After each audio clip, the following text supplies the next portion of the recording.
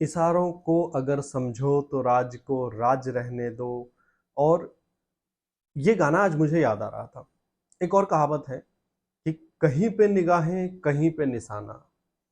दोस्तों नमस्कार, मैं ब्रजेश मिश्रा आप सभी के समक्ष हमेशा की तरह उपस्थित हूं आपके अपने चैनल मेरी नज़र से पे। सबसे पहले तो हमारे चैनल को सब्सक्राइब करें, वीडियो को लाइक करें, शेयर करें और कमेंट भी करें।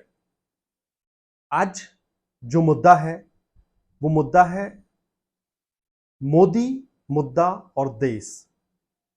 क्योंकि पिछले 9 सालों में हमने और आप सभी ने देखा होगा कि मोदी राज में कोई भी मुद्दा अपन शुरू करेंगे, चाहे वो सीए हो, एनआरसी हो, किसान आंदोलन हो या वर्तमान का सबसे बड़ा मुद्दा पहलवानों का हो, उससे भी पहले और भी बहुत सारे मुद्दे हैं।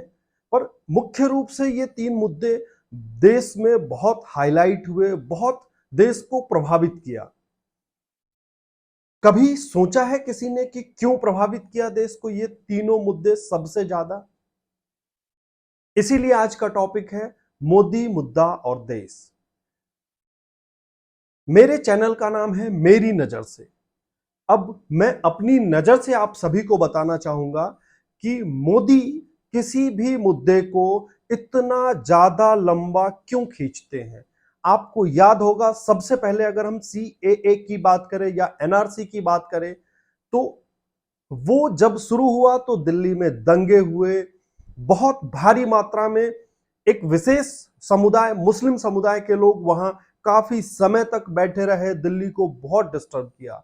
जब तक कोरोना नहीं आया तब तक वो दिल्ली में अपने जगह से नहीं हटे, ना ही मोदी सरकार ने उसको हटाने का बहुत विशेष प्रयास किया। क्यों, बाद में बताते हैं। दूसरे मुद्दे पे आते हैं, किसान आंदोलन।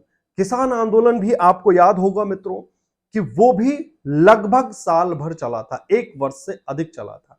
उसके बाद जो फैसला हुआ वो आप सभी के सामने था। अभी वर्तमान में जो पहलवानों का मुद्दा चल रहा है वो भी काफी समय से चल रहा है।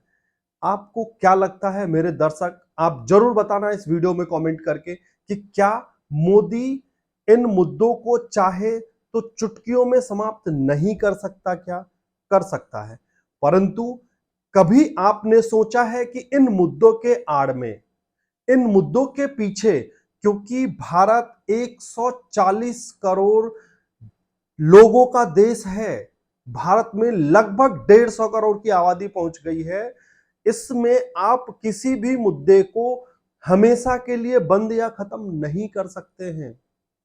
इतना बड़ा देश है, इसमें कोई ना कोई मुद्दा हमेशा जीवंत रहेगा। इसीलिए जो अभी वर्तमान के शासक है वो इतने चालाक हैं, इतने बुद्धिमान, इतने समझदार हैं कि वो किसी भी मुद्दे को जब देश में शुरू होता है तो उस मुद्दे पे, अब जबकि हम अपने बुद्धि से उन मुद्दों का विश्लेषण करते हैं तो हमें लगता है कि ये बहुत छोटा सा मुद्दा है। क्यों नहीं ब्रजभूषण को मोदी जी एक बार कहते हैं कि इन आपके ऊपर जब तक आरोप है तब तक आप इस्तीफा दे, घर बैठे, जांच जब तक कंप्लीट नहीं हो जाता तब तक आप आराम से घर बैठे, क्योंकि आपके ऊपर जिस तरह के आरोप लगे हैं वो संगीन, बेहद संगीन आरोप है। लेकिन ऐसा क्यों नहीं हो रहा है, कभी आपने सोचा है? मैं बताता हूं।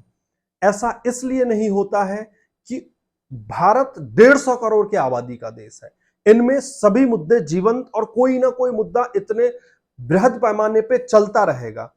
तो देश इन मुद्दों को देखे और इन मुद्दों के पीछे जो विशेष बुद्धिजीवी लोग सरकार में बैठे हैं वो देश के हित में बहुत सारे काम कर लेते हैं। इन मुद्दों को जनता की नजर, जब प्राइम टाइम पे डिबेट होता है, जब एक आम जनता अपने घर में सुबह 9 से 5 तक नौकरी करके आता है, चाय की चुस्की लेता है और प्राइम टाइम पे जब डिबेट देखता है तो हर सामान्य नागरिक के मुंह से निकलता है कि मोदी जी ये क्या कर रहे हैं, क्यों नहीं इन मुद्दों को समाप्त करते हैं। एक बार ब्रजभूषण को बोले या एक बार सीए एनआरसी के लोगों से, उनके मुख्य लोगों से बात करें, किसान के लोगों, जो किसान आंदोलन हुआ था किसान के मुखिया से बात करें। हालांकि होता कई बार है, दिखाने के लिए बहुत सारी चीजें होती हैं, परंतु उसका समाधान नहीं निकलता, बहुत लंबे लंबे मुद्दे खींचते हैं।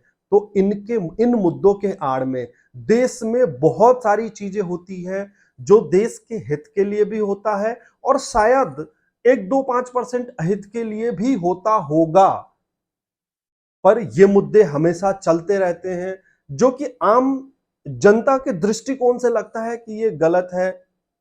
उसमें विश्लेषण करने के लिए विशेष बुद्धिजीवी लोग बैठे रहते हैं, देखते रहते हैं कि इन मुद्दों से हमें कितना लाभ हो रहा है, कितना नुकसान हो रहा है। जब लगता है कि इन मुद्दों से हमें ज्यादा नुकसान हो रहा है, तब उन मुद्दों को संभाला जाता है, समाप्त किया जाता है। यही है राजनीति दोस्तों। तो मेरी नजर से तो आज की स्थिति यह है कि देश में बड़े बड़े मुद्दों के आड़ में बहुत सारी स्थिति और बहुत सारी परिस्थिति देश के हित और अहित के लिए होते रहता है। तो कभी हमारी दृष्टिकोण, हमारे नजर से भी सोचे। इसी तरह के महत्वपूर्ण टॉपिक के साथ मिलेंगे, तब तक के लिए जय हिंद, जय भारत।